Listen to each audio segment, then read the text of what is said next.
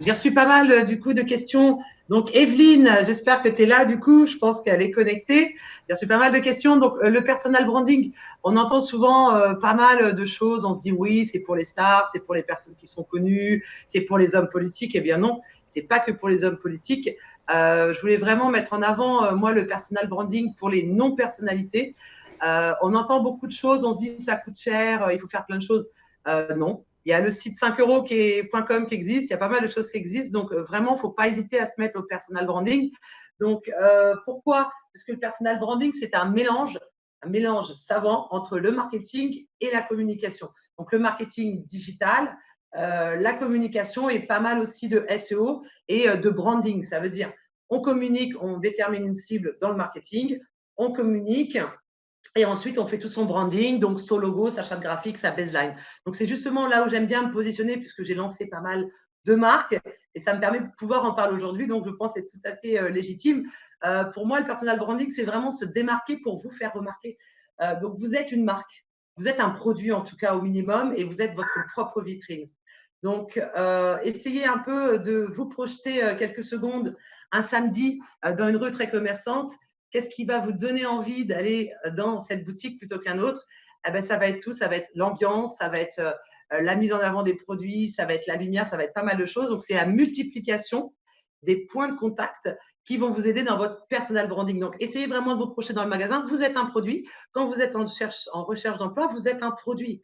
D'ailleurs, moi, quand je donne mes cours dans pas mal d'écoles, on me le dit toujours, tu n'es qu'un produit.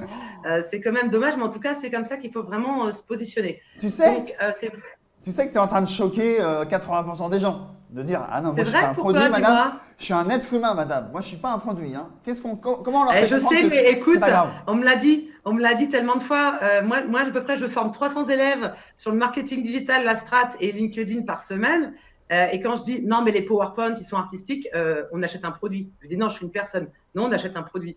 Donc, si tu veux, je pense que j'ai 43 ans, j'ai 20 ans d'expérience, je suis un produit. Et vous devez vraiment vous voir comme un produit. Donc, vous devez travailler votre personal branding. Donc, voilà, tout simplement. Donc, pour les demandeurs d'emploi, pourquoi c'est intéressant?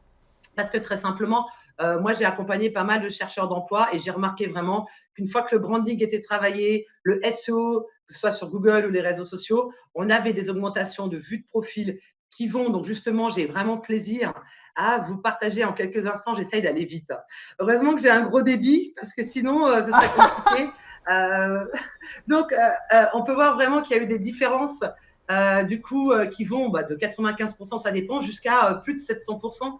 Je pense que vous voyez mon écran sur des Ouais. refontes du coup de branding, de personal branding et de référencement naturel. Donc ça, mis bout à bout, vous aurez en tout cas beaucoup plus de chances de trouver un emploi et c'est là justement où j'aime me positionner. Donc c'est vraiment le principe de faire venir vers soi. Donc il y a un vrai travail à faire. Donc prendre soin de l'image, c'est aussi de vous dire, bah, ok, comment je ressors, quelle est ma photo, ma bannière, quelle est ma proposition de valeur, est-ce que je suis bien référencée, est-ce que c'est les bons mots-clés, est-ce que j'ai bien tout analysé, sur quel réseau social je vais me focaliser par rapport à l'âge des personnes que je cherche. Donc le personal branding va aussi bien pour les demandeurs d'emploi que pour les entreprises. Et l'idée, c'est vraiment pas de parler de soi tout le temps et de vous photographier en bikini sur la plage. L'idée, c'est vraiment de faire passer quelque chose sur vos cibles et que les gens s'intéressent à vous. Donc, il ne s'agit pas de parler de vous, mais ce que vous pouvez leur apporter. Donc, comment on trouve ce qu'on peut apporter à une entreprise? C'est de pouvoir, par exemple, se dire on a envie de décoder un article, de donner son avis, pourquoi on aurait fait comme ci, comme ça. Sur l'essentiel du management, il y a toujours eu quelque chose de très intéressant, et par exemple, vous auriez fait quoi à sa place? Vraiment, c'est là où vraiment vous devez vous mettre en avant. Donc, est-ce que votre vision est claire? Est-ce que vous connaissez vos valeurs? Est-ce que vous avez vraiment une vraie mission?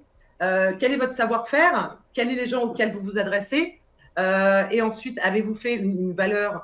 Quelle est votre valeur? Et ensuite, de contrôle d'image sur toute la branding. Donc, il y a vraiment un vrai travail de fond à faire avant de pouvoir se lancer dans le personal branding. Donc, je ne sais pas si… Alors, sur le chat, justement, on nous dit, il y en a qui sont plus ou moins d'accord, etc. J'avais une dernière question en 30 secondes. Est-ce que le personal branding, est-ce que c'est se travestir ou alors c'est tout l'inverse? Non, non, non, non, non. De toute façon, si vous travaillez sur une image et que vous allez en entretien et que vous êtes complètement différent, je vous conseille pas du tout de vous travestir, hein, du tout, puisque ça va être complètement différent. Moi, j'avais fait, et j'ai des retours justement, j'ai assez de retours là-dessus. Moi, je suis quelqu'un de très vivant, donc si sur mon image, je souris pas, quand on me reçoit en entretien, c'est pas la même chose. Donc, faut vraiment pas vous travestir, faut vraiment être qui vous êtes. Si vous faites la tête toute la journée, ben faites la tête toute la journée. N'allez pas être qui vous n'êtes pas. Commencez à comprendre qui vous êtes avant de savoir qui vous ciblez et comment vous allez communiquer.